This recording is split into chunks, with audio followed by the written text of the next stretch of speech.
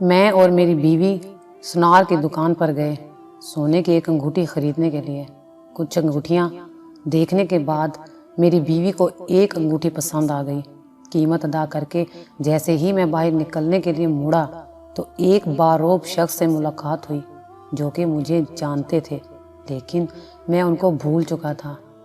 بس اتنا یاد تھا کہ ماضی میں کبھی ان سے ملاقات ہوئی تھی۔ یہ صاحب بڑی گرم جوشی سے میرے گلے ملے اور سوالیہ نظروں سے پوچھنے لگے، بیٹا لگتا ہے پہچاننے کی کوشش کر رہے ہیں آپ۔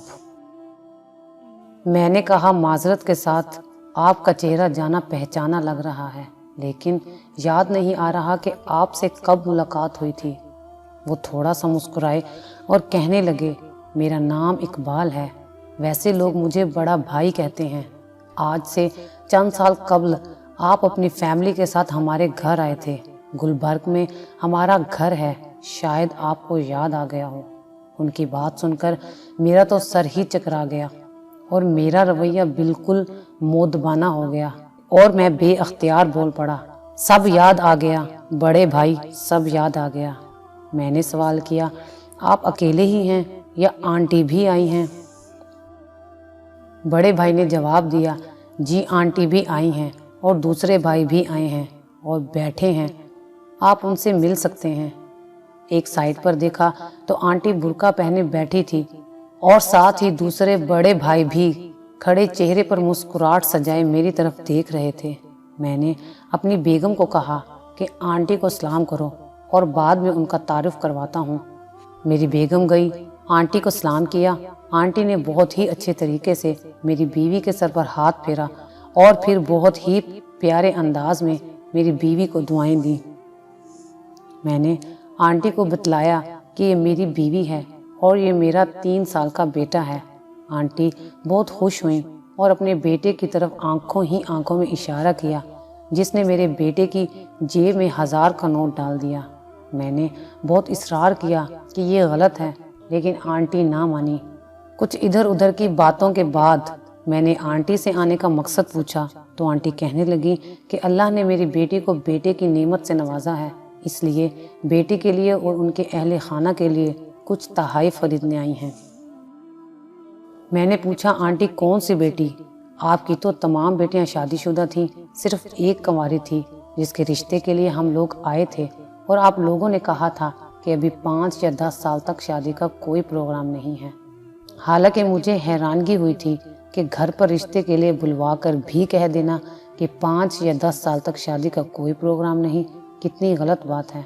آنٹی کو جیسے ایک جھٹکا لگا، لیکن وہ ایک سمجھدار خاتون تھی، فوراً ہی سمجھ گئیں کہ بات کچھ اور ہے۔ پوچھنے لگی کہ یہ بات آپ کو کس نے کہی تھی؟ میں نے کہا، والد صاحب نے کہا تھا۔ تو وہ کہنے لگی، نہیں، بات دراصل کچھ اور تھی، لیکن آپ کے والد صاحب نے آپ کا پردہ رکھا تھا۔ میرے اندر ایک تجسس پیدا ہو گیا کہ میرے والد صاحب ہم سے کیسے غلط بیانی کر سکتے ہیں، اور میرے والد صاحب نے کبھی بھی جھوٹ نہیں بولا تھا۔ آنٹی نے اپنے بیٹوں کو کہا کہ مجھے میرے بیٹے کے ساتھ اکیلا چھوڑ دیں، اور میں نے بھی اپنی بیگم کو کہا کہ تم تھوڑا سا وقت مجھے دو، بچے کو کچھ کھلاؤ پلاؤ۔ آنٹی کہنے لگی، بیٹا جس دن تم اور تمہارے اہل خانہ ہمارے گھر ہماری بیٹی کا رشتہ لینے آئے تھے، میں نے اسی دن تمہارے رشتے سے انکار کر دیا تھا، جو کہ شاید تمہارے والدین نے تمہیں نہیں بتلایا۔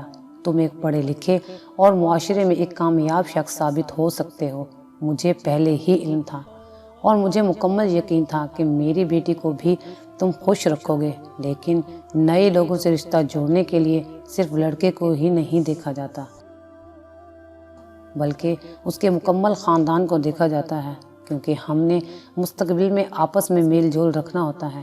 اس لیے لڑکی یا لڑکے کے گھر والوں کو دیکھ کر ہی مستقبل کا تعین کیا جاتا ہے کہ یہ گھرانہ مستقبل میں کتنا کامیاب رشتہ نبھا سکتا ہے، کیونکہ زندگی میں اتار چڑھاؤ آتے رہتے ہیں، اور ان حالات میں ہم کو کسی اپنے کی ضرورت ہوتی ہے۔ اس لیے ہم کسی ایسے سے رشتہ نہیں جوڑتے جو خوشیوں میں ہمارے ساتھ ہو، لیکن حالات کے خراب ہوتے ہی وہ ہم سے جدا ہو جائے۔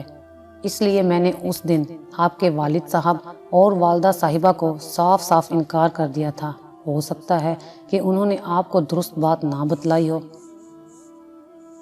آنٹی کی باتیں سن کر میں مزید پریشان ہو گیا اور میں نے کہا کہ آنٹی، ہم بہن بھائی آپس میں ایک دوسرے پر جان چھڑکتے ہیں، خوشی اور غم میں برابر کے شریک ہوتے ہیں۔ کبھی ایسا نہیں ہوا کہ ہم میں سے کسی کو ایک دوسرے سے کوئی شکایت ہو۔ اگر آپ برا محسوس نہ کریں تو میں 100% درست ہوں کہ آپ کو ہمارے خاندان کو پرکھنے میں غلطی ہوئی ہے۔ آنٹی نے ایک سرد آہ لی اور کہا، بیٹے، ابھی تم بہت چھوٹے ہو، جو چیزیں میں دیکھ سکتی ہوں تم ان کی طرف کبھی سوچ بھی نہیں سکتے۔ میرے استفسار پر آنٹی نے کہا کہ میرا اندازہ بھی غلط نہیں ہوتا، چلو میں تم کو بتلاتی ہوں۔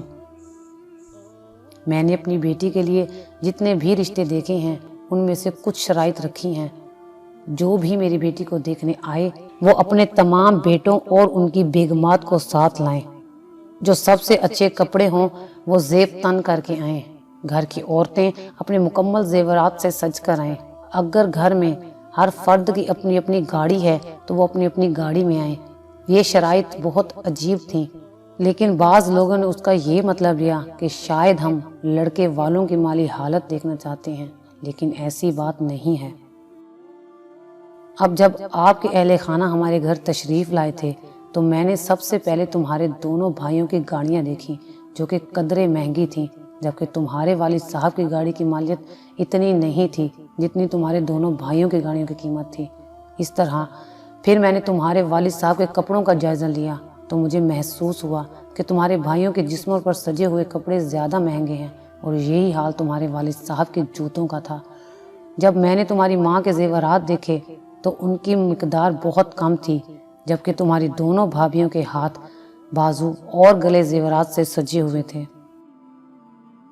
پھر میں نے جب تمہاری بھابھیوں سے پوچھا کہ گھر کا کھانا کون پکاتا ہے تو تمہاری بھابھیوں نے کہا کہ ہم سب علیحدہ علیحدہ پکاتے ہیں، اور تمہارے والدین کا کھانا تمہاری بہن پکاتی ہے۔